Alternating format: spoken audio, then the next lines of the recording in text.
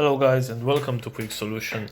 In today's video I'm going to show you how you can add a photo to a video using the Inshot application. So as you can see, I already opened the Inshot app, and what I'm going to do first is just hit the video option right here to add a new video. Of course I'm going to allow access to my media. So right here I just selected a video that I want to use right here. After you select that video, just hit the checkmark button and the video will be added to your timeline. So right now, in order to add a photo to that video, as you can see right here at the left bottom corner, we have that plus icon, and we are going to hit on that icon and then select the video photo option to add a new photo. So right here I have selected the photo that I want to add. The photo is kind of related to the video that I have used.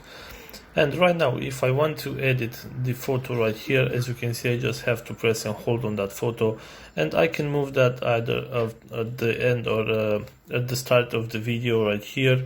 And let's say I want to put that at the end of the video, and of course right now I can okay, and if I go to the end, I will see that this photo will appear right here just a few moments. So this is the video rolling right now on the screen, and after the video ends I will have this photo. As you can see right here, there is a photo. So there are some things you can do right here, as well as you can add music, stickers, and a lot of things, animation to your video. You can rotate the clip.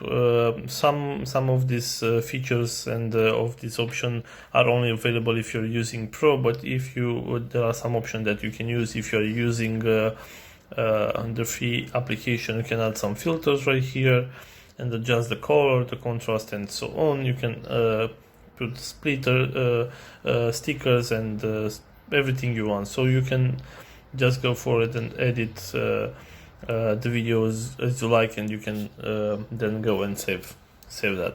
So this is all for today, guys. If you have enjoyed this video, don't forget to like and subscribe to the channel for more videos like this.